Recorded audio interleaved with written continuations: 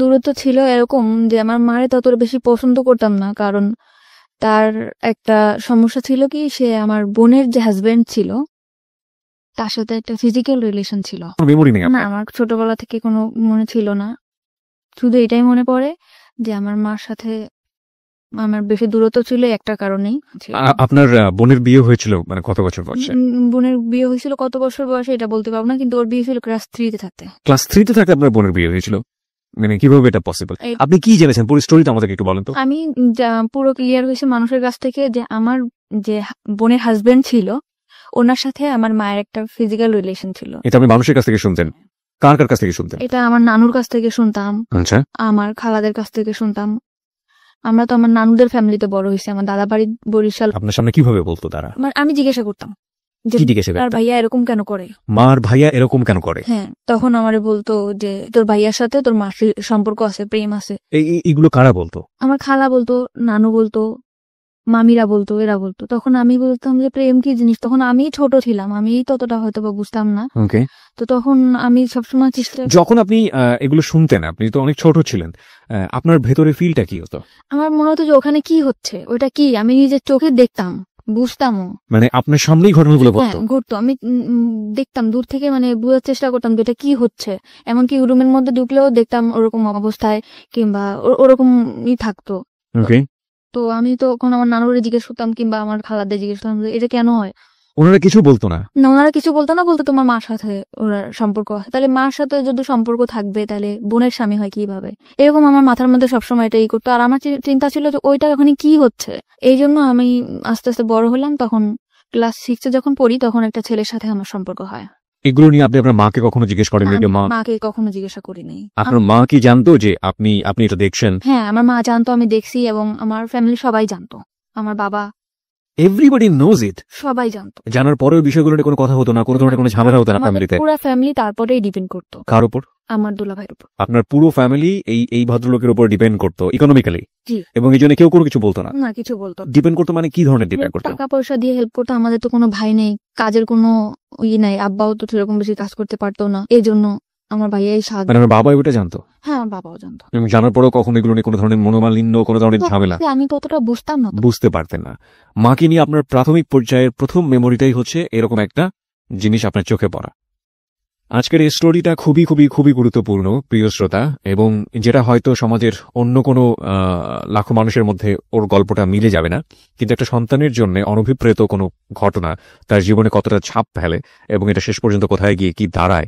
আমাদের সামাজিক মানসিকতার জায়গাতে আমরা যে সোশ্যাল সাইকিয়াট্রিক যে ব্যাপারগুলো আমাদের চারপাশে ঘটে যায় সেগুলো গণমাধ্যমে খুবই কম আসে, এবং এগুলো যে মানব জীবনে কতটা গুরুত্বপূর্ণ, নেগেটিভলি এগুলোর ইম্প্যাক্ট কতটা ভয়াবহ হতে পারে, কিংবা আদৌ একটা মানুষের জীবনে কতটা প্রভাব ফেলে, সেগুলো নিয়ে আজকের এই হ্যালো ইট 920 অনেক দূর এগিয়ে যাবে। আমরা একটু ওকে জানার চেষ্টা করি আসলে। ওকে, ফাইন। আপনি যেটা বলছেন যে ক্লাস 6-এ আপনি একটা ছেলের সাথে বা কোন একটা, হ্যাঁ, আমার মামার বন্ধু ছিল সে, তো আমি তার সাথে কথা বলতাম, সব ধরনের আর কি ফাজলামি করতাম। তখন আস্তে আস্তে বললো যে তোমার আমার খুব ভালো লাগে, তোমার আমার পছন্দ। ঠিক আছে, তখন আমিও আর কি ছিলাম যে ভালোবাসা কি জিনিস, ফার্স্ট টাইম 6-এ থাকতে এরকম আসছে, তখন আমিও এটার মধ্যে করলাম। তখন আমি ওরে বললাম কি, আমি আমার মার বিষয়টা ওরা শেয়ার করলাম যে আকাশ, ওর নাম ছিল আকাশ, আকাশ এরকম আমার মা আর ভাইয়া এগুলা করে, তুমি আমার সাথে করবা? তখন ও বললো যে তুমি অনেক ছোট, আর আমাদের মধ্যে এরকম কেন হবে, যা হবে বিয়ের পর হবে। যেই খবর ওরা, আমি বলছি যে চলো আমরা একটা কিছু করবো, ওইখানে কি হয় তুমি আমার একটু বুঝাও। যখনই বলতাম একটু বুঝাও, ও এড়াই যেত, কেমন জানি করতো না। ও আবার অনেক খারাপ ছিল ছেলেটা, যেরকম অনেক ধরনের নেশা করতো, এর জিনিস চিন্তাই করতে ও করতো। তারপরও ওরাকে আমি অনেক ভালোবাসতাম। তখন ফার্স্ট টাইম আমার লাইফে আসছে, আমি ওরা অনেক ভালোবাসতাম। পরে আমার মামার সাথে একটা দ্বন্দ্বের কারণে ও আর কি চলে গেছিল। তারপরে আমি আমাদের স্কুলে যাইতাম, ওই বিষয়টা আমার মাথার মধ্যে সবসময় থাকতো যে ওইটা কি, ওইটা আমার জানতে হবে, ওইটা কি। মানে বাবা, মা এবং দুলা ভাইকে যে অবস্থায় দেখেছেন? দেখছি। তখন আমি আরেকটা ছেলের সাথে সম্পর্ক হয়, তার নাম হচ্ছে ইমরান। দোকানে, মানে ওর একটা দোকানে কাজ করতো, ওকে স্কুলে যাইতাম আসতাম, ওখানে ওর সাথে আমার রিলেশন হয়। এখন আমি ওকে বললাম যে একটা কিছু করি, তো বলতো কি যে বিয়ে করতে হবে। তাহলে আমি যদি বিয়ে করতে চাই চলো, আমার সবসময় ধারণা ছিল যদি বিয়ের পরে এই জিনিসটা হয় তাহলে ইমরানটা আমি যেভাবে বিয়ে করবো। একটু জাস্ট বোঝার জন্য, মানে আপনার ওই বিষয়টার প্রতি এক ধরনের কিউরিওসিটি গ্রো করে, সবসময় মাথার মধ্যে খেলতেছে যে ওইটা কি হচ্ছে, ওখানে কি হলো, আমি ওইটা চাই। আকাশ বললো যে বিয়ে না করে এটা করা যাবে না, এই জন্য আমি চিন্তা করলাম যে আমি এটা বিয়েই করবো, সে যেই ছেলেই হোক। বিয়ে জিনিসটাও কি আপনি বুঝতেন না? আপনি এই বিষয়টা মার সাথেও কখনো শেয়ার করেননি, বড় বোনের সাথেও কখনো শেয়ার করেননি? আমি কারোর সাথে শেয়ার করি নাই। কেন কারোর সাথে করেননি? আমি মার সাথেও কথা বলতাম না, বড় বোনের সাথেও কথা বলতাম না, খুব কম। বড় বোনের সঙ্গে কেন কথা সে বলতেন? সবকিছু জানতো তো। জানার পরেও সেই বিষয়গুলোর না, আপনি বুঝতেন ব্যাপারটা খারাপ? হ্যাঁ অবশ্যই, কারণ যেখানে ঘরের আড়ালে হইতেছে, একটা কোণে হচ্ছে, অন্ধকারে হচ্ছে, তখন কেন এটা হবে না? আমার নানুদেরকে জিজ্ঞেস করলে বলতো যে এরকম এরকম ভালো না, উল্টাপাল্টা কথা বলতো। তো এগুলো নিয়ে আপনার মার সঙ্গে নানুদের সঙ্গে কোনো ঝামেলা নানুর সাথে খালার সাথে সবসময় প্রশ্ন করতাম, কিন্তু মার সাথে তত বেশি আমার মনে পড়ে না। হয়তোবা করছি কি করি নাই, কিন্তু আমার মনে পড়ে না যে মাকে কখনো প্রশ্ন করছি যে মা তুমি এটা কেন করছো। Curiosity, the ultimate thing is curiosity, এবং এই কৌতূহলের কারণে আপনি একটা ছেলেকে প্রপোজ করলেন যে বিয়ে করবেন বা এরকম কিছু একটা, কারণ ও বলছিল যেগুলো বিয়ের পরে হয়, আপনার কিউরিওসিটির জায়গা থেকে। এ আমাকে বলছিল এটা বিয়ের পরে হবে, তো আমি বলছি ঠিক আছে তাহলে আমি বিয়ে করতে চাই। ও ঘুরাইতে ঘুরাইতে 7 মাস কেটে গেল। 7 মাস পরে ওরা আমি খুব জোর করলাম যে আমাকে এখন বিয়ে করতেই হবে। তখন আমি বাসা থেকে পালাই গেলাম। পালাই ওর একটা ফ্রেন্ডের বাসা গেলাম। যাওয়ার পরে সে রাত্রের বেলা অনেক দূর ওর ফ্রেন্ডের বাসা, ওদের বাসাও আমাকে নেয় নাই। মানে ও বেশি বড় না, দুজন মানে 2 বছরের বড় ছোট এরকম হবে, আর তত বেশি ভালো কাজও করে না যে আমার চালাইতে পারবে। তারপরেও ফ্যামিলির অমতে বিয়ে করছে আমার ওই যে। ওর সাথে আপনার বয়সের ডিফারেন্স কত ছিল? 2 বছর। মাত্র 2 বছরে? তখন আপনি ক্লাস 6 এ পড়েন, তার মানে আপনার বয়স যদি 11 হয়ে থাকে তাহলে ওর বয়স 13 থেকে 14 বছর। না, তখন আমি ক্লাস 8-এ পড়ি। তখন আপনি ক্লাস 8 এ পড়েন। ওকে, তার মানে আপনিও নাবালিকা এবং সেও নাবালক বলা যেতে পারে। তখন আপনার সে 2 বছরের বড় হলে ওর বয়স 16 বছরের মতো হবে, আপনার তখন 14 মতো। ওকে, বলুন তারপর। তারপরে আমাদের ওই রাত্রেবেলা আমি ওরে বললাম যে এখন তো কিছু করতে পারো, তো বলতেছে যে হ্যাঁ অবশ্যই করতে পারি। তখন আমাদের মধ্যে একটা হলো, তখন আমি বুঝতে পারলাম যে এই জিনিসটা এইটাই, এটার মধ্যে তেমন কোনো কিছুই না, এইটাই। তখন আমি আমার মার প্রতি আমার তত আরো বেশি ক্ষোভ হলো, ঘৃণা হলো যে এই কাজটা তো হাজবেন্ড ওয়াইফ করতে পারে, তো আমার মা আর দুলাভাই কেন করবে। এরপরে ওর বাড়িতে নিয়ে গেল 3-4 দিন পর, ওর ফ্যামিলি থেকে মানতে চায় না, তারপরও মেনে নিল। মানে আপনি বিয়ে করার পর আপনার ফ্যামিলিতে জানালেন যে? হ্যাঁ, আমার ফ্যামিলি থেকে তো অনেক ঝামেলা করতেছে। ওই যে আমার সে মামা আসে তো মনে করেন ওরে মারটা দিতে যেতেছে, এ করতেছে ও করতেছে, ওর নামে কেস করবে। বিয়েটা আপনারা কোথায় করলেন, কিভাবে করলেন? বিয়েটা করছি কাজী অফিসে। আমার নিবন্ধনের কাগজও চাইছিল, ওর একটা বড় ভাইরা দিয়া আর কি 18 বছর করে নিছিল। তখন একটা কাজের দিয়ে আমার বিয়েটা করাইছিল। তারপর বাড়িতে আসলাম, পরে আমার মা বললো ঠিক আছে মাইনে নেবো, তো তুমি বাসায় আসো। তো আমি বললাম ঠিক আছে বাসায় আসবো। বাসায় আসতে বেড়াইতেছি, তখন আমার মা ওরে খুব মার দিল। মার দেওয়ার পর আমি রাত্রে আবার চলে গেলাম। রাত্রে চলে গেলাম ওর বাসায়, যে মারাদৌড় যখন করছে আমি বাসাতেই থাকবো, আমার বাসায় আমি আর আসবো না। আমার ফ্যামিলির সাথে টোটাল যোগাযোগ বন্ধ। হঠাৎ করে একদিন আকাশ আমার হাজবেন্ডের নাম্বারে ফোন দিছে যে আমি ওর মামা হয়ে কথা বলবো। আমার আকাশের প্রতি অনেক বেশি ভালোবাসা ছিল। আকাশ মানে তোমার ফার্স্ট লাভ? হ্যাঁ। তখন আমার মা বাবা বললো যে তুই যদি আকাশের সাথে বিয়ে করতিস তাও মানে নিতাম, তো তুই ফিরায়। আমরা একদম তোর তো ছোটবেলা থেকেই স্বপ্ন ছিল, মানে আমার ইচ্ছা ছিল যে আমার একটা ফ্যামিলি হবে, সুন্দর শ্বশুর বাড়ি। আমি সবসময় গল্প করতাম যে আমার এরকম শ্বশুর বাড়ি হবে ওরকম। তখন বললো যে আকাশের সাথে বিয়ে কর, বিয়ে করার পরে তো আমরা মেনে নিব। তখন আমি বললাম যে ঠিক আছে। ইমরানটা কিন্তু আমি সত্যি ভালোবাসতাম না, শুধু ওই বিষয়টা জানার জন্যই আমি তার বিয়ে করছিলাম, মানে শুধু কিউরিওসিটি নিবারণ করার জন্য। My goodness. ওকে, পরে আমি আকাশে বললাম ঠিক আছে আকাশ আমি তোমার বিয়ে করবো, তুমি আমার বিয়ে করবা। তখন আমার মা ওরে শিখা দিল যে বলো যে হ্যাঁ বিয়ে করবো। তখন বললো যে হ্যাঁ অবশ্যই তোমার বিয়ে করবো, তোমার আমি ভালোবাসি না। তখন আমি আমার বাড়িতে চলে আসলাম। আসার পরে তার 4 দিন পর ডিভোর্স করলাম ওরে। মানে ডিভোর্স করলেন আপনি নিজের ইচ্ছা? আমি নিজে ইচ্ছা ডিভোর্স। জাস্ট এই কথাটা বলাতে ফ্যামিলি থেকে যে আকাশের ব্যাপারটা হলে হতো, আপনি নিজে থেকে ডিভোর্স করে দেন? সবাই বললো যে হ্যাঁ ঠিক। মা বাবা বলে নাই, বাবা কখনোই আমার কোনো কথার মধ্যে আসে নাই। মা বললো, বোন বললো যে ঠিক আছে ওর সাথে বিয়ে দেবো, তুই আয়। তখন আমি চলে আসলাম। আয়সা আমি বললাম ঠিক আছে তো আকাশের সাথে বিয়ে দাও। এখন আকাশের সাথে আমার বিয়ে দিতে চায় না। এখানে একটা বিষয় আপনাদেরকে একটু নোট করে প্রিয় শ্রোতা, আমাদের মানে পারিপার্শ্বিক এবং সামাজিক জায়গা থেকে সেক্সুয়াল এডুকেশন বা কি বলা যেতে পারে এটাকে, যৌন শিক্ষা আমরা যেটাকে বলি, সেটা প্রপারলি হয় না। কারণ আমাদের সোসাইটিতে এটাকে ট্যাবু মনে করা হয়, এবং এটা একটা গোপন বিষয়। এটাকে নিয়ে কথাবার্তা বলা সন্তানদের সামনে, কিংবা এই বিষয়টা নিয়ে এইভাবে ওপেনলি একটা কথা হতে পারে, এই বিষয়গুলো আমাদের সমাজের চোখে ভালোভাবে দেখা হয় না। কিন্তু কিউরিওসিটির জায়গাতে একজন নাবালিকা কিংবা একটা শিশু যদি এই বিষয়টি কোনোভাবেই ভুল ব্যাখ্যার শিকার হন, কিংবা কিউরিওসিটির জায়গাতে তাকে যদি প্রপারলি এডুকেশনটা না দেয়া হয়, সেটা তার জীবনে আসলে কি হতে পারে, সেটার একটা বেস্ট এক্সাম্পল হচ্ছে আমাদের আজকের এই পাখির জীবনের প্রথম পর্যায়ের একটা গল্প। শুধুমাত্র একটা অবৈধ সম্পর্ক, যেটা বোঝে না অবৈধ সেটাও সে বোঝে না, এরকম একটা সম্পর্ক দেখে তার ভেতরে কিউরিওসিটি হয়েছিল যে আসলে জিনিসটা কি, এটা আমি বুঝতে চাই, এবং তার জন্য সে বিয়ে করে ফেলেছে। না সে বিয়ে জানে, না সে শারীরিক কোনো সম্পর্ক জানে। আমি স্পেশালি থ্যাঙ্কস জানাই যে ইদানিং আমাদের শিক্ষাক্রমে ক্লাস 8-এর পাঠ্য বইয়ের পাশাপাশি এরকম বিশেষ করে সেক্সুয়াল এডুকেশনের জন্য একটি পাঠ্য বইয়ের ব্যবস্থা করা হয়েছে, এবং যেখানে খুব সুন্দরভাবে বিষয়গুলোর ব্যাখ্যা দেওয়া হয়েছে শারীরিক জ্ঞান অর্জনের জন্য। কোনটা পজিটিভ কোনটা নেগেটিভ হলে কি ধরনের ক্ষতি হতে পারে এবং এটা কোন বয়সে গিয়ে কি করা উচিত, আমার মনে হয় এটা আমাদের বিশেষ করে এই ধরনের ঘটনা থেকে অনেকখানি বাচ্চাদেরকে দূরে রাখবে। তবে দিস ইজ রিয়েলি টাফ, কারণ যেই ব্যারিয়ারটা আমরা ভাঙার চেষ্টা করছি, এতদিন যে ধরনের একটা অবয়ের মধ্যে ছিলাম, এগুলো নিয়ে কথা বলা যায় না, এগুলো নিয়ে কথা বলা পাপ, এগুলো নিয়ে কথা বলা অন্যায়, এবং এই ধরনের ব্যাপারে ছেলেমেয়েদেরকে সামনে নিয়ে আসা, ছেলেমেয়েদের এই কিউরিওসিটিগুলো নিবারণ করা বা ওদের সব বিষয়ে কিউরিওসিটি দেখলে ওদেরকে দমিয়ে দেয়া, এই বিষয়গুলো মারাত্মক রকম ভাবে টাফ করে দিবে আমাদের এই বিষয়টাকে। কিন্তু আমার মনে হয় যে যদি পজিটিভ কোনো রেজাল্ট আমরা পাই এবং পাওয়ার সম্ভাবনা যেহেতু আছে, সুতরাং এই জিনিসগুলোকে পজিটিভলি ছেলেমেয়েদের সামনে আনা উচিত। কোনটা ভালো কোনটা মন্দ সেটা তাদেরকে ক্লিয়ার করে বুঝিয়ে দেওয়া উচিত, নইলে গোপনে নিভৃতে এই ধরনের অসংখ্য ঘটনা সমাজে ঘটে যাচ্ছে যেগুলো আমরা কখনো ফোকাস করি না এবং অনেক সময় জীবনটাকে হেল করে দিতে পারে। বাই দ্য ওয়ে, আমরা ফিরছি আবার আপনার জীবনের গল্পে। তারপর আপনি ডিভোর্স করলেন এবং আপনাকে বললো যে না বিয়ে দেবে না। তখন আমার ফ্যামিলি থেকে বললো ওকে বিয়ে দেওয়ার মতো ছেলে হলো, ও এরকম খারাপ কাজ করে, চুরি করে, এটা করে ওটা করে, ওর সাথে বিয়ে দেবো না। তখন আমি বললাম যে তোমরা তো নিয়ে আসলে, আর আকাশও তো আমি অনেক ভালোবাসি। তখন আকাশে বললাম, আকাশ বললো তুমি আমার সাথে পালাই যাবা, মানে ফোনে বললো। তো আমি বলছি ঠিক আছে, আমি তোমার সাথে পালাই যাবো। তো ওর সাথে আমি পালাই যাওয়ার জন্য পুরো প্রস্তুত। পরে আমি ওর সাথে পালাই গেছি। যাওয়ার পরে 3 দিন ওর একটা ফ্রেন্ডের বাসায় নিয়ে আমাকে রাখছে, বলছে যে বিয়ে করি নাই, বিয়ে করবো। তখন একটা কাগজ আমার কাছে নিয়ে আসছে, এনে বলতেছে এটা কোর্ট ম্যারেজ করতে হবে, তুমি এটার মধ্যে সাইন করো। তখন আমি ওটার মধ্যে সাইন করছি। হাজব্যান্ড ওয়াইফ যেভাবে থাকে ওইভাবে থাকার জন্য পুরো প্রিপারেশন নিছি, বাসা নিছি, এরকম থাকবো। তখন ওর আরেকটা মামা ছিল, মানে আমার মামারই বন্ধু এরা, তার নাম ছিল সুমন। তখন এসে বললো তুমি যে এরকম বাসা টাসা নিছো, ওর সাথে কি তোমার বিয়ে হয়েছে? আমি বলছি হ্যাঁ। ওইটা বিয়ের কাগজ না, এটা তোমার সাথে 1 বছরের কন্ট্যাক্ট ম্যারেজ করবে বলে বিয়ে করছে। মানে 1 বছরের কন্ট্যাক্ট ম্যারেজ করেছেন? ওকে। আমি তখন ওইটাও বুঝি না যে কন্ট্যাক্ট ম্যারেজ আসলে কি। আমি বলছি আমার কাগজটা দেখেন, আমি পড়তে পারবো। তখন আমার ও কাগজটা আকাশও দেখায় না, আকাশ নিখোঁজ। যে এখন ওর সুমন মামার বললোই কথা, তখন আকাশ নিখোঁজ। কিন্তু আকাশের প্ল্যান ছিল ওইটাই যে মামা, আমার আগে যে মামা ছিল তার সাথে তার দ্বন্দ্ব ছিল, এই জন্য সে আমার বিয়ে করবে কিংবা একটা ইসের মধ্যে রাখবে, কিন্তু সেও আমারে ভালোবাসতো না। কিন্তু আমি ভাবতাম যে একটা সংসার হবে, আকাশ আমার ভালোবাসা, আকাশের সাথে আমি ভালোভাবে থাকতে পারবো। সেভাবে হলো না। তো তখন আমার সুমন মামা ফোন দিল মা বাবারে, মা বাবা বললো যে ঠিক আছে ওরে নিয়ে আসো। জিনেদা ছিলাম আমরা, ইয়ান থেকে খুলনা নিয়ে আসলো। খুলনা নিয়ে যাওয়ার পরে আমার মা বললো যে ঠিক আছে যা হয় হয়েছে, এরকম ভাবে থাকো। এরকম করে পরে আমার ঢাকাতে চলে আসলাম। আমার বোন আর দুলাভাইও ঢাকাতে থাকতো, তখন চাকরি হয়েছিল আমার বোনের।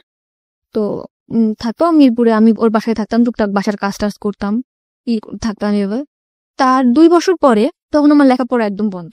মানে কোন ক্লাসে থাকা অবস্থায়? 8 ক্লাস 8 থাকা অবস্থায় আপনার লেখাপড়া বন্ধ। এইসব ঘটনা ঘটার পরে পরপর 2টো বিয়ে। ওকে। পরে আমাকে করলো 2 বছর পরে আমার ফ্যামিলি থেকে একটা ছেলে দেখলো। আচ্ছা। ফ্যামিলি থেকে ছেলে দেখার পরে আমি 2 বছর মধ্যে ঢাকাতেও থাকতাম, খুলনাতেও থাকতাম। পরে আমাকে আনলো, বাড়িতে দেখালো, ছেলে একবার দেখেই পছন্দ করলো।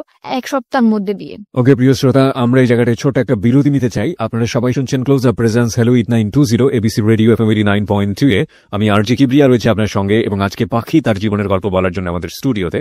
পাখিকে দেখার জন্য, কিছু বলার জন্য, ওর সাথে যোগাযোগ করার জন্য আপনারা আমাদের ফেসবুকে কানেক্টেড হতে পারেন।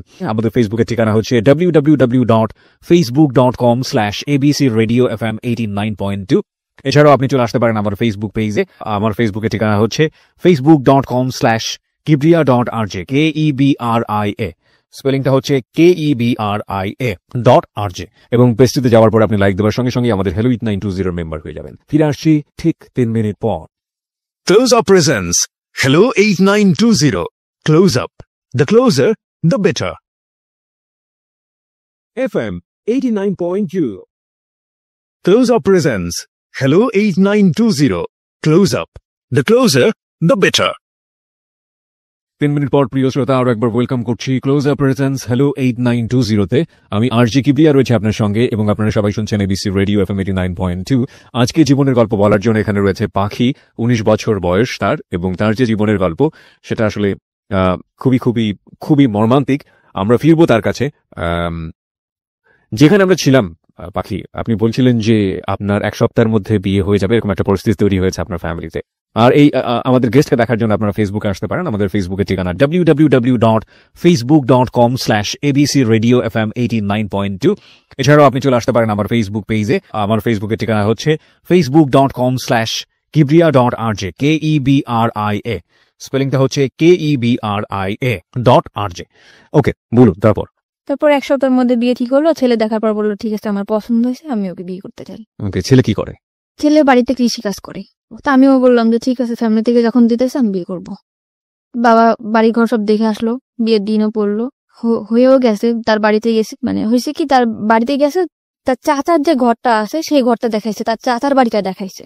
মানে যখন ঘর বাড়ি দেখাবে তখন সেই চাচার বাড়িটা দেখিয়েছে। আচ্ছা তার যে মূল বাসা সেটা সে দেখাই নাই। আচ্ছা তা আমার ফ্যামিলিও বুঝতে পারে নাই।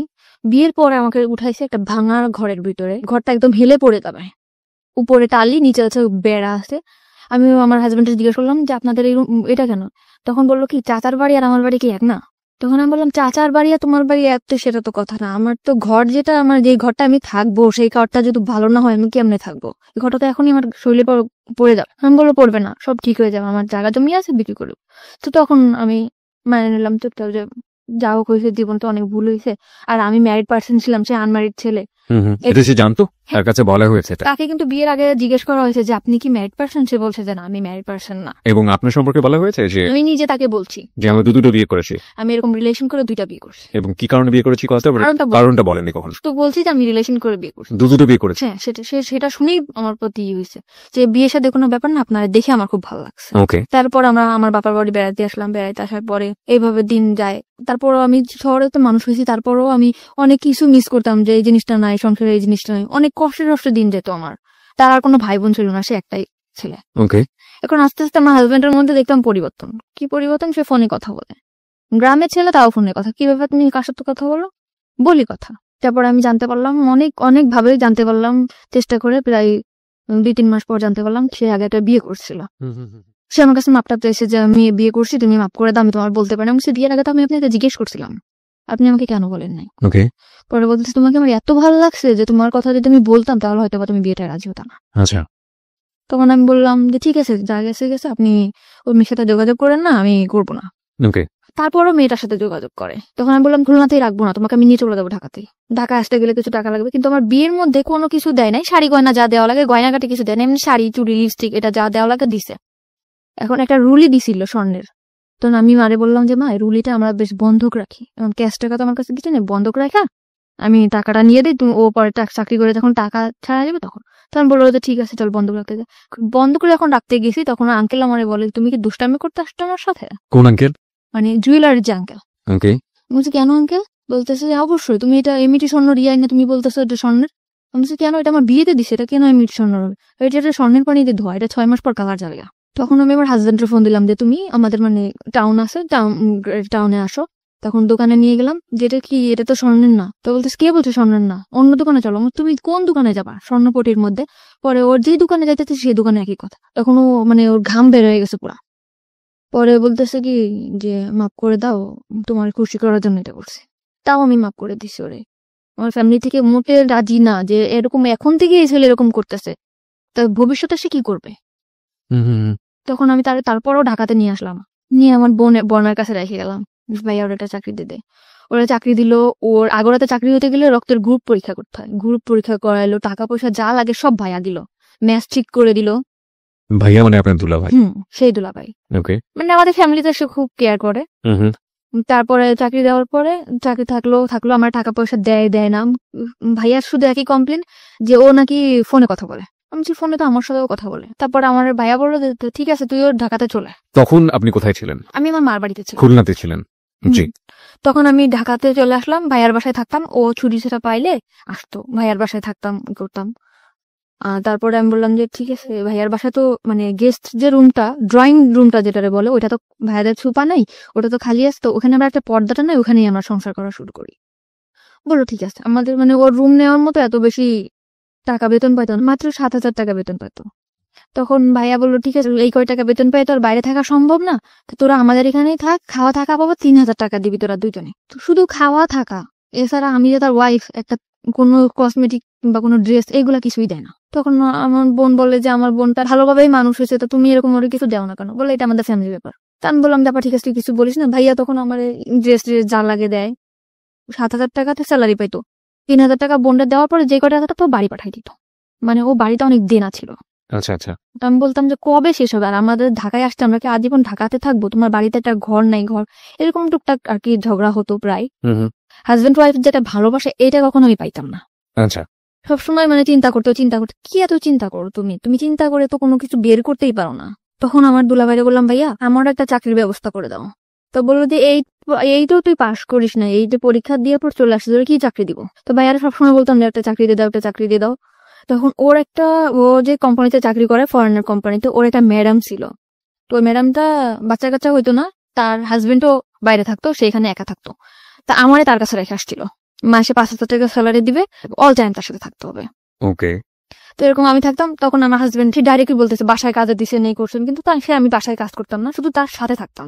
সাথে থেকে আপনার কাজটা কি ছিল? তার যেরকম ল্যাপটপটা ক্যারি করা। হ্যাঁ, এটা আমি নিতাম, কিংবা হাতে কোনো পার্স আছে এটা আমি নিয়ে ওনার সাথে সাথে থাকতাম, কারণ ওনার একা একা থাকতে পারতো না। উনি যেখানে যেত আমাকে নিয়ে যেত, আমাকে বেশ বলতো যে আমার বোন। ওনারা ইংরেজিতে কি বলতো আমি জানি না। আমার খুব সুন্দর সুন্দর ড্রেস কিনে দিত, এই যে ওনার সাথে যেটা পরে আমি বেরোতে পারতাম, ওকে। এরকম করে ওনার মতো করে উনি রাখতো। তখন আমার হাজবেন্ড আমার ভাইয়ের সাথে অনেক অশান্তি করলো। তখন আমার ভাইয়া বললো ঠিক আছে, তোমার চাকরি করতে হবে না, তুমি চলে যাও। তখন আমি বললাম যে ঠিক আছে, আমি চাকরি করবো না। তখন আমি বলতাম যে আমার কোনো কাজও করতে দিলা না, তোমার হেল্প করবো তাও তুমি করতে দিলা না। আমি তাই কিন্তু হেল্প করতাম। আমি যে 5,000 টাকা পাইতাম তার থেকে 2,000 টাকা ওরে আমি দিতাম, আর 3,000 টাকা আমি রাখতাম। আচ্ছা।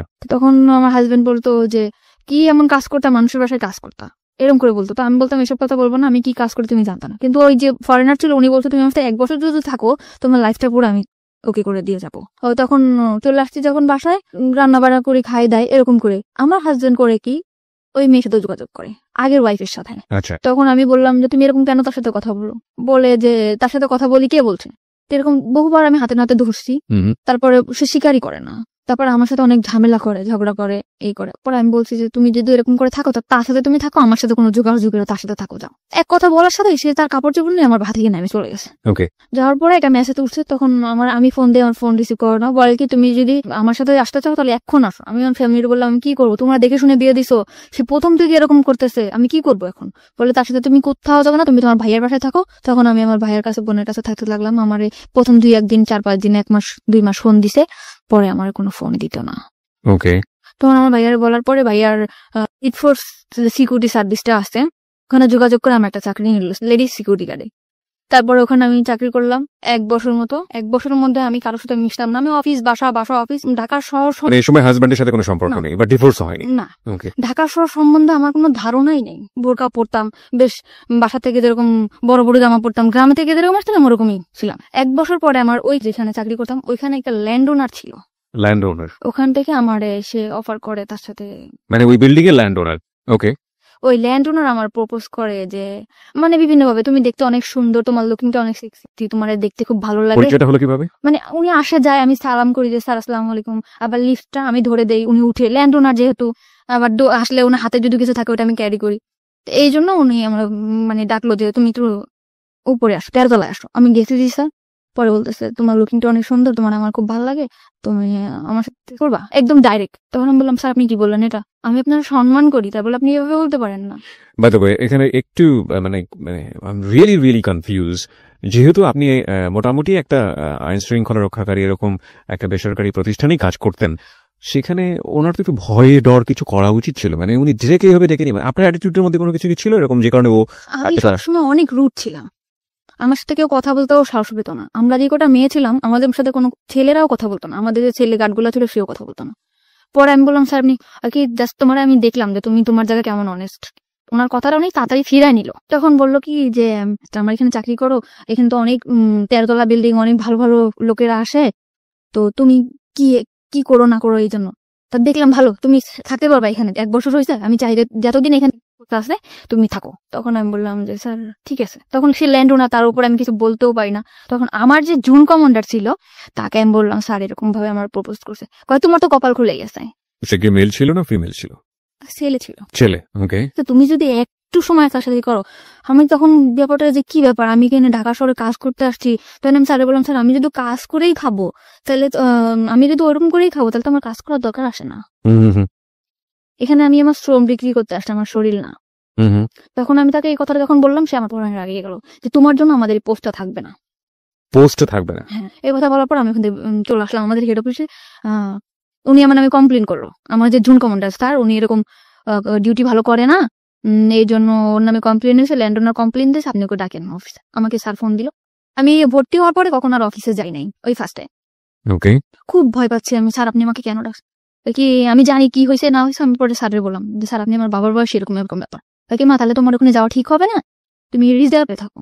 রিজার্ভ? হ্যাঁ। ওকে যে বিভিন্ন জায়গায় যেরকম সোনারগাঁ, রেডিসন এরকম যেরকম পার্টি টাটি হয়, এখানে ডিউটি করলে তুমি ডিউটি করো। ওকে এমনি সময় বাসায় থাকবা, তোমার স্যালারি 6,000 টাকা, 9,500 টাকা স্যালারি পাইতাম, ওখান থেকে 6,000 টাকা চলে আসছে। ওকে ওখানে বিভিন্ন ছেলেদের সাথে ডিউটি করতে হতো, আমি ওখান থেকেই খারাপ হয়ে গেলাম। মানে রিজার্ভে যাওয়ার পরে আপনি মানে হাউ ইট হ্যাপেন, মানে খারাপ হয়ে গেলাম বললে আপনি কিন্তু বুঝবো না কিভাবে কি ঘটনাগুলো ঘটেছে। মানে একটা ছেলের সাথে মিশতাম, অমুক জায়গায় ডিউটি করতে হবে, আমাদের দুইজনের, একটা ছেলে একটা মেয়ে। কত কথা হয় না, কথা হইতে হইতে হইতে হইতে ওরা বলে যে আমরা এরকম ড্রিঙ্কস করি, আমরা অনেক মজা থাকি, তুমি কি এমন ড্রেস পরো, বোরকা পরো কেন, এখন কি মেয়েরা বোরকা পরে কিনা। আর আমার মধ্যেও না ওরকম একটা চঞ্চলতা কাজ করতো, আমিও চাইতাম যে না এদের সাথে খোলামেলা ভাবে থাক। এর ভিতরে এরকম থাকতে থাকতে আমাদের বাড়ির পাশে একটা বাড়ি ছিল, বাড়িটার নাম নাই, মানে আমাদের থেকে অনেক ভালো অবস্থা। ছেলেটা দেখতে শুনতে অনেক সুন্দর ছিল, সে যে আমার মতো একটা মেয়ে প্রপোজ করবে আমি ভাবতে পারিনি। আমি এর মধ্যে বাড়িতে গেছিলাম একবার, পহেলা বৈশাখে বাড়িতে গেছি, সে আমাকে ডাইরেক্ট বললো যে পাখি আমার তোমার খুব ভালো লাগে, তোমার বিয়ের আগে থেকেই ভালো লাগে, তো তোমার সাথে আমি ফ্রেন্ডশিপ করতে পারি। আমি বললাম যে ঠিক আছে করতে পারো। তখন আমিও চাইছিলাম যে একটা মানুষ আমার জীবন থাকো। এরকম করতে করতে না তার সাথে আমার ফোনে, সে থাকতো খুলনাতে, আমি থাকতাম ঢাকাতে। ফোনে রিচার্জ করে দিতাম, আমি চাকরি করতাম, ফোনে রিচার্জ করে দিতাম 50 টাকা 100 টাকা, কোনো গেঞ্জি যা পারতাম কিনে রাখতাম ওর জন্য, ও খুশি হতো। আমার অনেক বেশি মানে আমার কথা দিয়া ভুলায় রাখতো, আমি এখন যেটা বুঝি যে না আমার কথা দিয়া ভুলায় রাখে। মানে বিভিন্ন রকম কথা বলতো, আমাকে কখনো একটা সুতাও কিনে দিত না, কিন্তু আমি চিন্তা করতাম যে ওরে কি পরলে ভাল লাগবে, কি করলে ভাল লাগবে, এটা করতাম। যেমন প্যান্ট, শার্ট, টি শার্ট, ঘড়ি এগুলা কিনতাম, বিভিন্ন উপর টাকা দিতাম। আমি আর যে 6,000 টাকা থেকে মানে অল্প কিছু, ধরুন 200-500, তখন ওইটাই আমার কাছে বেশি ছিল, ওরকম দিতাম। ও নিত, ও চাইতো। পরে ও মাস্টার্স কমপ্লিট করলো, তখন আমি বললাম যে তুমি ঢাকাতে আসবা, বললো হ্যাঁ ঢাকাতে আসবো। ঢাকাতে আসলো ফ্রেন্ডের বাসায়, আমরা ঢাকায় দেখা করলাম, কথা বললাম অনেক। ও সবসময় বলতো তোমার আমি বিয়ে করবো, যে আগে থেকে আমার পড়াশোনাটা কমপ্লিট হোক। ছেলেটা অনেক সুন্দর ছিল। মানে ও তো বিবাহিত ছিল? না, বিবাহিত ছিল না, একদম বিবাহিত ছিল না। আপনার সম্পর্কে সব জানতো? হ্যাঁ, আমার বাড়ির পাশে সব জেনে শুনে আমার দিকে আগাইছিল। ওকে, কিসে পড়তো ছেলেটা? তখন মাস্টার্স করতেছে। মাস্টার্স করছে, আর আপনি ক্লাস 10ও পাস করেন? না, ওকে, ঠিক আছে। তখন আমার হয়তো ওটা আবেগ ছিল, আমি বুঝতাম না যে ও যেরকম আমার দিকে আগাইছে, আমি ভাবতাম মনে হয় সত্যি সত্যি ও আমার ভালোবাসে। এখানে একটা বিষয় একটু নোট করছি প্রিয় শ্রোতা, আজকের স্টোরিটা এতটাই বেশি সেন্সিটিভ, আমাদের সামাজিকতার জায়গা থেকে আজকের অতিথির পুরো ফেসটুকু আমরা ফেসবুকে দেখাতে পারবো না, কিন্তু একজন মাস্টার্স পড়ুয়া একটা ছেলে একটা ক্লাস 8 পড়ুয়া একটা মেয়ের প্রতি এফেক্টেড হতে পারে কি কারণে, কতটুকু সৌন্দর্য একজন মেয়ের মধ্যে থাকলে এই ধরনের ঘটনা ঘটতে পারে, ততটুকুই সুন্দর ও আসলে, এবং অ্যাবসলিউটলি শি ইজ বিউটিফুল। কিন্তু আমরা আমাদের গল্পের জায়গাটা থেকে আমরা পারছি না ওর পুরো মুখ অবয়বটা আপনাদেরকে দেখাতে। চলুন আমরা আবারও ওর কাছে ফিরি। হ্যাঁ বলুন তারপর। কিন্তু আমি সবসময় চাইতাম যে আমার ছোট্ট একটা সংসার হোক। আমি আবারও স্বপ্ন দেখতে শুরু করলাম যে আমার লাইফে যা গেছে গেছে, ও হয়তো বা আমার সুন্দর একটা সংসার দিতে পারবে। বাই দ্য ওয়ে, আপনি যখন এটা বলছিলেন যে আপনি আপনার ছেলে কলেজের সাথে মিশে বিভিন্ন পার্টিতে দায়িত্ব করতেন, ওই সময়গুলো থেকে আপনি ওদের সাথে মিশে ড্রিঙ্কস না, তখন আমি এগুলো তখন শুরু করেন? ওরা করতো, আমি আর কি ভাবতাম যে আসলে আমি একটু করবো, এই করবো, মানে ভালো লাগতো। তারপর চিন্তা করতাম না, বোনের বাসায় থাকি, ভয় পেতাম, কিছু করতাম না। তো তখন নাজিমের সাথে আসতে, মানে আমার সাথে রিলেশন ছিল, তার নাম ছিল নাজিম। তখন ও বললো যে ঠিক আছে আমি তোমার বিয়ে করবো। আবার স্বপ্ন দেখতে শুরু করলাম যে আমার ছোট একটা সংসার হবে, আমরা অনেক প্ল্যানিং করলাম যে আমাদের একটা মেয়ে বেবি হবে, এরকম বাসা নিব, তুমি তো এরকম সুন্দর, আমাদের বেবিটা হয়তো, অনেক ভাবে প্ল্যান করলাম। পরে আস্তে আস্তে দেখি কি ও ফোনে আমার সাথে তত সময় দেয় না, ফোনে ততটা সময় দিচ্ছে না। কিন্তু ও তো আপনার সম্পর্কে সমস্ত কিছু জানতো, বিশেষ করে দুটো বিয়ে হয়েছে আপনার, এরকম ভাবে আপনি সংসারও করেছেন এবং আমার ফ্যামিলি অবস্থা সব জানতো। ও কি শুধুমাত্র আপনার সঙ্গে প্রেমের সম্পর্কই ছিল নাকি আলাদা এক ধরনের ইন্টেনশনও ছিল? ফিজিক্যাল রিলেশন, কোনো ধরনের কোনো ইন্টেনশন ছিল না? ওকে, বলুন তারপর। আমি ফোনে টাকা ঢুকাই দেই, ও ফোনে কথা বলে অন্য মেয়ের সাথে। তা আমি ওর ফোনে টাকা ঢুকাই দিলেও আমি ওর ফোনটা রিসিভ করতাম না, কারণ আমি যে কোম্পানিতে চাকরি করতাম ওখান থেকে ফোন আমাকে দেওয়া হয়েছিল, মানে ওখান থেকে আমি ফোন করলে বিল পাইতো। ওকে, তো ওই ফোনটাতে আমি ওকে ফোন করতাম অল টাইম, কখনো ওর ফোন আমি রিসিভ করি নাই। চিন্তা করতাম বেকার, কি করবে, ওরা আমি টাকা দিই, ও বন্ধু বান্ধব আমার ফোন দিত, যে বলতো জানি আজকে না আমার ফ্রেন্ডের সাথে আমার একটু পার্টি দিতে হবে, আমার কটা টাকা দিবা, 500 টাকা দাও না। ওকে, তখন আমি এভাবে সবসময় টাকা পয়সা দিতে থাকতাম। পরে একটা সময় বললাম, আমার ফ্যামিলি থেকেও জানাজানি হয়ে গেল ব্যাপারটা, যে তুই আবারও একটা ছেলের দিকে এরকম করে পড়তেছিস, তোর হাজবেন্ড আছে এরকম আছে। তখন আমি আমার ফ্যামিলির বকাবকি শুরু করলাম, কি হাজবেন্ড, তোমরা কি দেখে দিছে এই করছো। তখন না যে আস্তে আস্তে দূরে সরে যেতেছে, আমার বলতেছে ডাইরেক্ট, বলতে তুমি আমার ফোন করবা না, কখনো ফোন দিবা না, কোনো কারণ ছাড়াই। তুমি আমার সবসময় ফোর্স করো, কার সাথে কথা বলি, কি করি না করি, তুমি আমার। তখন আপনার হাজবেন্ডের সঙ্গে একেবারেই আপনার যোগাযোগ একদম যোগাযোগ। বাই দ্য ওয়ে, আপনার হাজবেন্ডের নাম যেন কি ছিল? রিপন। রিপনের সঙ্গে আপনার যোগাযোগ পুরোপুরি অফ। প্রিয় শ্রোতা, আমরা জায়গায় ছোট্ট একটা ব্রেক নিতে চাই। আমরা ঠিক 12:06 ফিরবো। আপনারা সবাই শুনছেন close up presence hello 8920 ABC radio FM 89.2 এ। আজকে পাখি তার জীবনের গল্প বলতে এসছে এখানে। ওকে দেখার জন্য আপনারা ফেসবুকে আসতে পারেন। আমাদের ফেসবুকের ঠিকানা www.facebook.com/abcradiofm89.2। এছাড়াও আপনি চলে আসতে পারেন আমার ফেসবুক পেজে। আমার ফেসবুকের ঠিকানা হচ্ছে facebook.com/kibria.rj KEBRIA। স্পেলিংটা হচ্ছে KEBRIA.RJ। ফিরে আসছি ঠিক রাত 12:06।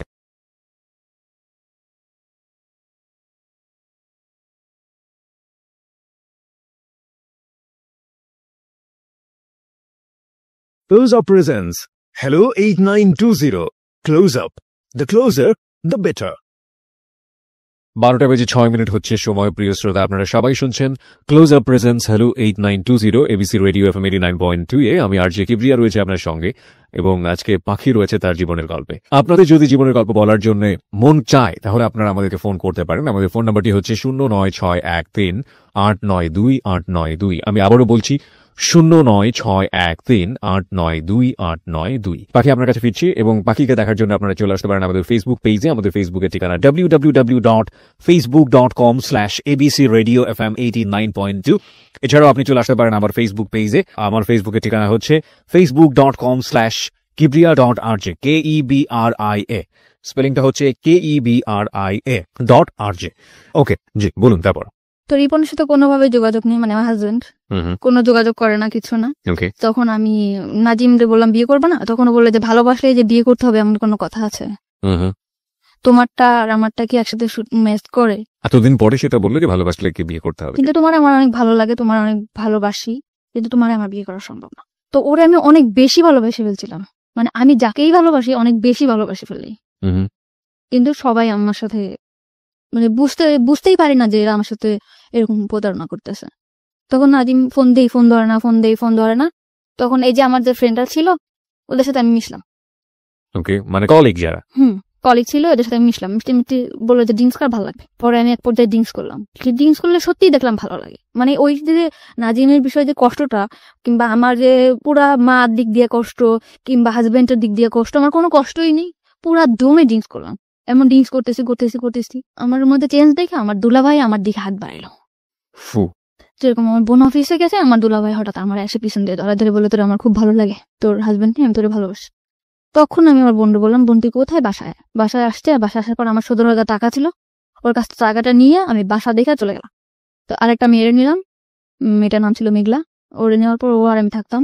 তো ওখান থেকে আরো সুন্দরভাবে ড্রিঙ্কস করতে পারতাম। বাসায় কখন আসলাম কখন গেলাম, ড্রিঙ্কস করে চিল্লাইতাম, কানতাম, নাজিম করে ওরে ফোন দিতাম, কোনো ছিল না। কিন্তু আমি ওখান থেকে ড্রিঙ্কস করা শুরু করলাম। ওই বন্ধু বান্ধব ছিল, মানে শেয়ারে, কিন্তু আমি 200 টাকা দিতাম, ও 200 টাকা দিত, এরকম একটা বোতল কিনে নিয়ে আসতো, বোতল কিনে খেতাম, খাইতে বাসা দিতাম, মাতলামো করতাম, তো এরকম করার পরে এখন রিজার্ভে ছিলাম। তো আমি পরে নতুন একটা পোস্ট লাগবে 1 তারিখে, গেল বছর, যে বছরটা চলে গেল, ওই গেল বছরের এই 1 তারিখে 1 তারিখে পোস্ট লাগছে। লাগার পর আমার এই যে জুন কমান্ডার ওনার সাথে আমার পরিচয় হলো, যে ঠিক আছে আপনার জন্য আমি ডিউটি করব এরকম একটা খ্রিস্টান প্রতিষ্ঠানে। তখন আমার খ্রিস্টান প্রতিষ্ঠানে দিল, আমি ওখানে ডিউটি করতাম। ডিউটি করার পরে ওখানে ডিউটি করতেছে 2টা মেয়ে, আমি আর একটা মেয়ে, আর ওই বাসাটায় থাকতাম। তা আমার হাজবেন্ড আমার সব দিক দিয়ে যোগাযোগ বন্ধ ছিল, কোনোভাবে আমার সাথে কোনো যোগাযোগ করতো না। তা আমার যে ছাড়টা ছিল উনি আবার আমার খুব হেল্প করতো। মানে কিরকম, আমি ঠিক মতো বাসায় যাচ্ছি কিনা, কি করতেছি না করতেছি, এই বিষয়টা সে দেখতো। তারপর আমি ড্রিঙ্কস করতেছি, এটা অনেকভাবে বাধা দিত, যে পাখি আপনি ড্রিঙ্কস করবেন না, এরকম না করতে। আমি আপনার না কেন শুনবো, আমি আপনার না শুনবো না, আমি একজনের ভালোবাসি। এরকম আমি এত বেশি ভালোবাসতাম, চিল্লাপাল্লা করতাম, ড্রিঙ্কস করতাম, রাস্তাঘাটে চিল্লাপাল্লা করতাম। তখন আমারে বললো যে একটা মানুষ এত ভালোবাসতে পারে। তখন আমার ওই স্যার নাজিমকে ফোন দিল, যে ভাইয়া একটা মেয়ে আপনাকে কতটা ভালোবাসে। তখন ও বললো যে হ্যাঁ মেয়েটা অনেক ভালো, আমি ওকে ভালোবাসি, কিন্তু ওকে আমার পক্ষে বিয়ে করা সম্ভব না। নাজিম এটা বললো। তখন আমার সব কলিগরা ওকে একবার করে ফোন করলো, যে ভাইয়া, মানে আপনি সব কলিগের কাছে আপনার উইকনেসটা দেখাতেন, যে আপনার দুর্বলতাটা। আমি ড্রিঙ্কস করার পরে আমি আর সবসময় ওরকম ওরে ফিল করতাম, আমি আগের মতো ডিউটি করতে পারতাম না, করতে পারতাম না ওরকম। তারপরে আমার করলো, আমি ওখান থেকে সরে আসলাম আস্তে আস্তে, মানে ফ্রেন্ডদের কাছ থেকে সরে আসলাম, কিন্তু আমি বাসায় ড্রিঙ্কস করতাম। তখন আমার স্যার বললো যে তুমি এভাবে ড্রিঙ্কস করো না পাখি, তুমি আসলে অনেক ভালো মেয়ে, এরকম বিভিন্ন রকম কথা বলতো। কিন্তু ওই পোস্টে আমি ঠিক মতো আবার ডিউটিটা করতাম। আমার কোনো জায়গা থেকে আমার ডিউটির কারণে কখনো চাকরিটা যেত না। ওকে, আমি ঠিক মতো ডিউটি করতাম। ডিউটি আওয়ার্সের পরে আমি উল্টাপাল্টা করতাম, যেরকম ড্রিঙ্কস করতাম, আবার বাইরে ঘুরতে যেতাম, এটা করতাম। তখন আমার স্যার আমার দিকে আগে আসলো। কিভাবে আগে আসলো? বললো যে তোমার মতো ভালো যদি আমার ওয়াইফ আমারে বাসতো তাহলে আমার মনে হয় পুরো পৃথিবীটা ওরে দিয়ে দিতাম। এই ধরনের কথা বলতো। মানে তার ওয়াইফের প্রতি অনেক ধরনের দুর্বলতা আমাকে দেখাইতো। মানে তার ওয়াইফ তার দিক দিয়ে পারফেক্ট না, সে তাকে ভালোবাসে না, সে তাকে কোনোভাবে সুখ দিতে পারে না, সে তার ছেলের দিকে যত্ন নেয় না, সে তার সংসারে কোনোভাবেই মানে মন নেই, এরকম। তখন আমি বললাম এসব কথা আমারে বলেন কেন? তখন আমার মনের মধ্যে কিন্তু নাজিনি আছে। আর সে মানে অফিস আওয়ার পরে আমার নিয়ে ঘুরতে যেত, আমিও যেতাম, আমার ড্রিঙ্কস করাইতো, ঘুরতে যেত, করতো। তখন আমি খুশি ছিলাম, ভালোই ছিলাম। ওকে, তারপরে না হইলো, ওনার ওয়াইফ যখন বাড়িতে গেছে তখন আমি আর উনি একদিন ড্রিঙ্কস করছি।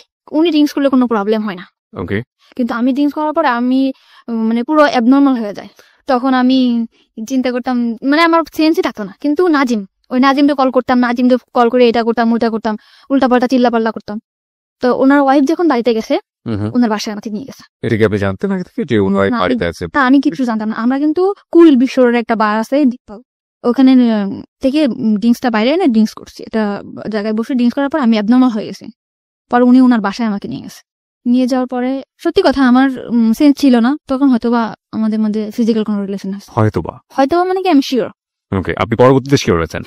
ওকে, হয়েছে। তার মানে ড্রিঙ্কস করার অনেক রাত্রেবেলা আমার মানে সেন্স একদম আমি এখানে স্যার, আমি এখানে কেন? তখন বলতেছে কি যে তোমার আমার খুব ভালো লাগে, তোমার সবকিছু পারফেক্ট, আমার ওয়াইফের থেকে তুমি অনেক বেটার, এরকম করে বললো। তখন আমি খুব কাঁদতেছি যে আপনি এটা কি করলেন, আপনার সাথে আমার এটা কেন হলো, এরকম করে। তখন মাইনে নিছি। নেওয়ার পরে না তখন চাকরিটা বাঁচানোর ভয়, তখন ভয় পেতাম কি হয়তো বা চাকরিটা থাকবে না। চাকরি না থাকার ভয়টা কেন ছিল? মানে চাকরি করতাম, এটা তো কোনো সরকারি চাকরি না, এটা যখন তখন চলে যেতে পারে। আপনি যার কথা বলছেন উনি চাইলে আপনার চাকরি ডিসমিস করে দিতে পারেন। হ্যাঁ, একজন জুন কমান্ডার ছিল, সে চাইলে চাকরি ডিসমিস করতে পারতো। কারণ ফার্স্ট যেখানে চাকরি করতাম উনি কিন্তু তখন আমার নামে কমপ্লেইন করার পরে আমার চাকরিটা ওখান থেকে যাওয়ার পরে আমি রিজার্ভে আসছিলাম। ওকে, সো আপনার এই ভয়টা কাজ করতো? হ্যাঁ, এই ভয়টা কাজ করতো, এই যে আমার যদি কোনোভাবে চাকরিটা না যেত। তারপর এরকম যে আমার বিভিন্ন জায়গায় ঘুরতে নিয়ে যেত, বিভিন্ন জিনিস গিফট করতো, কিনে দিত। আপনি এগ্রি করে গেলেন? হ্যাঁ, আমি এগ্রি করে গেলাম যে নাজিমের অ্যাবসেন্টটা কিন্তু সে ঢুকে পড়ছে আমার লাইফে। এত দ্রুত মানে কি বেশ কিছুদিন হয়েছে, 4 মাস এরকম। সে এরকম একটা মানুষ সে কিভাবে যেন আমার ক্যাশ করে ফেললো। আর তারা আমি কিন্তু ফার্স্ট টাইমে বলতাম যে আপনার আমি কখনো ভালোবাসবো না। আমি তারা আরো বলতাম যে আপনার ওয়াইফ আছে না, এরকম এরকম জিনিস গিফট করবেন, এইভাবে করো। সে অনেক ওয়াইফকে কিভাবে কনভিন্স করতো? হ্যাঁ, সে তার ওয়াইফকে কিন্তু অনেক চেষ্টা করতো, কিন্তু তার ওয়াইফ সেরকম ধরনের ছিল না। অ্যাকর্ডিং টু হিজ ল্যাঙ্গুয়েজ, মানে তার ভাষ্য অনুযায়ী। ওকে, তার কথা অনুযায়ী সে এরকম ছিল না, সে পারফেক্ট ছিল না। ঠিক আছে, তারপরে এরকম আমার তখন আপনার আগের হাজবেন্ডের সঙ্গে আপনার না, আমার ডিভোর্স হয় নাই। আমার আগের হাজবেন্ডের সাথে আমার ডিভোর্স ছিলই না। আমার হাজবেন্ডের সাথে আমার কোনো যোগাযোগও ছিল না। তারপরে এই করছে এরকম আসতে যেত, আমার ডিউটি আওয়ার্সের পরে তার সাথে আমরা একসাথে ঘুরতে যেতাম, খাইতাম। ঠিক আছে, এরকম ভাবে ছিল। সে এরকম আস্তে আস্তে আমার একদম অনেক কাছে চলে আসলো। সে মনে করেন আমার ডিউটি আওয়ার্সের পরে আমার না দেখলে পাগল হয়ে যেত। যেমনি হোক আমার বোঝাতো, সে চলে আসতো। কোথায় চলে আসতো? অফিসের ওখানে চলে আসতো, আইসা আমার নিয়ে বাসায় নামায় দিয়ে আসতো।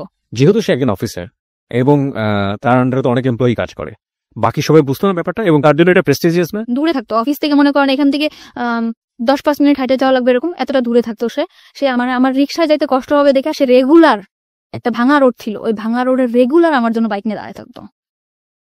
ওকে, ওখান থেকে আমাকে নিয়ে ওখানে নামায় দিয়ে আসতো। নামায় দিয়ে আসতে এরকম রেগুলার দিয়ে আসতো।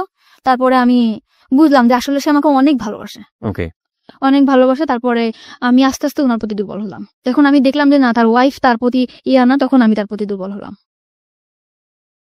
ও দুর্বল করে ফেলছিল আমাকে, এমন মানে ওয়াইফ তার প্রতি ডিভোটেড না, এটা তো তার ল্যাঙ্গুয়েজ ছিল, তার ছিল।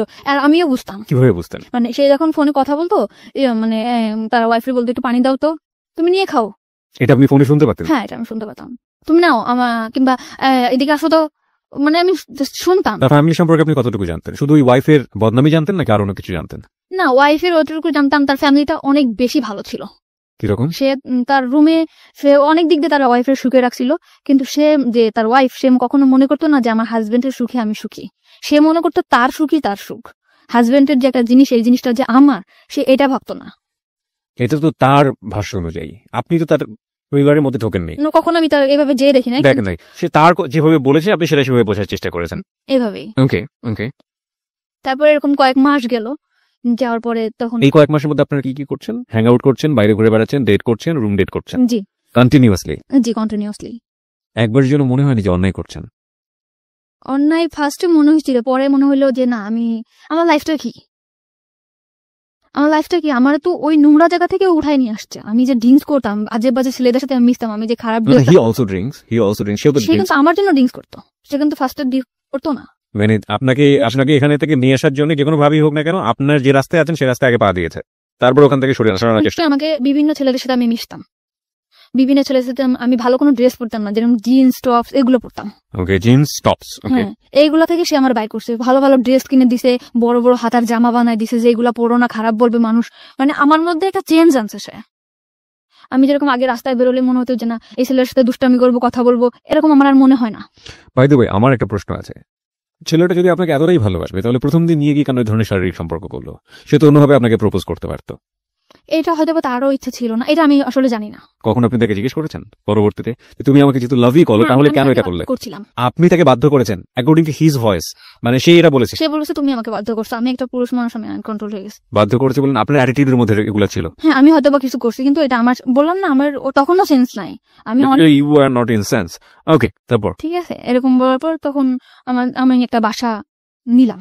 বাসা নিলেন মানে ওই বাসাটা ছেড়ে দিলাম, আমি আগে যে বাসাটা থাকতাম ওই বাসাটা ছেড়ে বেশ দিলাম। কয়েকজন ফ্রেন্ড মিলে থাক? হ্যাঁ, তখন আমি আলাদা একা একটা বাসা নিলাম। একা একটা বাসা কি ওর সিদ্ধান্ত অনুসারে নিলেন, নাকি আপনি একা একা নিজে নিলেন?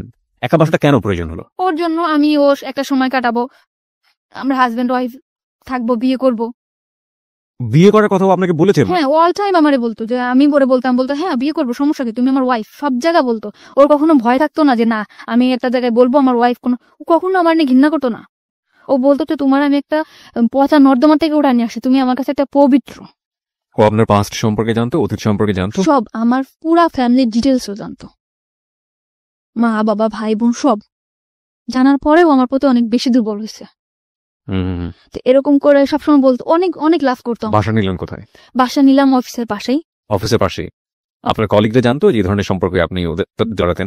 পুরোপুরি সিক্রেট ছিল বিষয়টা? হ্যাঁ, পুরোপুরি সিক্রেট। আমার সবাই জানতো আমার হাজবেন্ড আছে, আমার একটা বেবি আছে, বাচ্চা, মেয়ে বাচ্চা, এটা জানতো। আমিও সবসময় ফেস করতাম যে আমার একটা বেবি আছে, মেয়ে, এরকম করে ফেস করতাম। তো ওরকম বাসায় আসতো যাইতো, সবাই জানতো আমার হাজবেন্ড। তো আমাদের মধ্যে না বিয়ে একটা সময় কাজী অফিসেও নিয়ে গেছে আমাকে। কাজী অফিসে নিয়ে গেল? হ্যাঁ, চলো বিয়ে করবো। গেছি, তখন আমার ডিভোর্স হয় নাই। তখন কাজী অফিস থেকে বললো যে ওনার তো ডিভোর্স হয় নাই, 3 মাস ডিভোর্স হওয়ার 3 মাস পর বিয়ে করতে হবে। এ কথা বলার পরে বলতেছে যে তাহলে কি করব? তখন আমি বললাম যে ঠিক আছে, আমি ফ্যামিলির সাথে কথা বলি, মা বাবার সাথে বলি যে আমি ডিভোর্স করব। আপনি কি জানতেন যে উনি যদি আপনাকে বিয়ে করতে চায় তাহলে ওনার আগের ওয়াইফের পারমিশন লাগবে? হ্যাঁ, না এটা আমি জানতাম না। এটা আপনি তখন জানতেন না, তখন এটা আমি জানতাম না। Okay. তখন আপনি তখন কখনো কি প্রশ্ন করেছেন যে তুমি যে আমাকে বিয়ে করতে চাচ্ছ, তোমার আগের ঘরের কি হবে, আগের সংসারের কি হবে? মানুষের 2টা বউ থাকে না, এটা অ্যান্সার দিত? আমি তো চালাইতে পারি, আমার কি 2টা বউ থাকতে পারে না? আর আমি তো এটাই আপনি মানতাম। তো একটা সংসারের স্বপ্ন দেখতেন, সুন্দর একটা সংসার যেখানে আপনার বিচরণ থাকবে, সুন্দর একটা ঘর, সেখানে আরেকজন মানুষের শেয়ার আছে, এটা মানতে পারতেন? এটা হয়তো বা মানতে পারতাম না, কিন্তু তখন আমি এমন একটা অবস্থায় ছিলাম, ওরে পাওয়ার জন্য সবকিছু করতে রাজি। ও 2টা কেন 5টা বউ থাকবে, ও তো আমার সময় দিতেছে। ও তো আমারই সময় দিতেছে। হ্যাঁ, this is very important part, প্রিয় শ্রোতা। আমরা বারবারই বলি, মানুষের যখন খুব ডিজাস্টার মোমেন্ট যায়, সেই সময়টাতে আসলে যে কেউ যখন পাশে এসে দাঁড়ায়, ইভেন একজন শত্রুও যদি, অতীত জীবনের একজন শত্রুও যদি পাশে এসে দাঁড়ায়, সেই মানুষটাকে অদ্ভুত রকমের ভালো লাগে। কিন্তু সেটার মধ্যেও যে এক ধরনের জটিলতা থাকে, সেটা ভবিষ্যতে একসময় মেঘ কেটে যাবে, আকাশ পরিষ্কার হয়ে যাবে। তারপর এই মানুষের যে কন্ডিশন, ফ্যামিলি কন্ডিশন বা এই মানুষের যে অবস্থা, সেটা আসলে আমার জীবনকে কতটা প্রভাবিত করতে পারবে ইন এ পজিটিভ সেন্স, ওই জিনিসটা কিন্তু মাথার মধ্যে কাজ করে না। আর ওর একটা ব্যাকগ্রাউন্ড কথা আপনারা চিন্তা করবেন, ও তখন বয়স খুব বেশি হলে 17 থেকে 18, এবং ওর এডুকেশন, ওর ফ্যামিলি ব্যাকগ্রাউন্ড, ওর যে অবস্থা, সবকিছু জায়গা থেকে এটা অত্যন্ত লোভনীয় মনে হয়েছে ওর কাছে। সব দিক থেকে মেন্টালিও অনেক বেশি ডিপেন্ডেন্ট হয়ে গেছে। আর ফিজিক্যাল ব্যাপারটা তো ওর জন্য কি, সেটা ছোটবেলা থেকে যারা শুনছেন একেবারে প্রথম থেকে তারা বুঝতেই পারছেন। হ্যাঁ, বলুন। তারপর তখন বাসা নিলেন? তো কাজী অফিসে কাজী আমাদের বলল যে তোমার বিয়ে তো করতে হবে, বিয়ে তো করবা, আজ করো 3 মাস পরে করবো। কিন্তু সবচেয়ে বড় কথা হলো মানুষের শরীরে, মানে লোক দেখানো বিয়ে এবং ইসের বিয়ে থেকে, মানে কাগজে কলমে বিয়ে, হাদিস মোতাবেক বিয়ে, যেটা থেকে সবচেয়ে মনের বিয়েটাই বড়। এটা হলে না, তখন আমি এটার মধ্যে কাজ করতে, যে আমাদের তো মনের বিয়ে তাহলে হয়েই গেছে, বিয়ে করবো। আর ও যেখানে যাবে আমার ওয়াইফ, সব জায়গায় বলতে আমার ওয়াইফ, আমি বলতাম আমার হাজবেন্ড। আমার নাম কিন্তু ইসলাম ছিল না, আমি কিন্তু ইসলাম দিছি। কেন ইসলাম? মানে আপনি আপনার রিলিজিয়ন কি? আমার হচ্ছে আক্তার।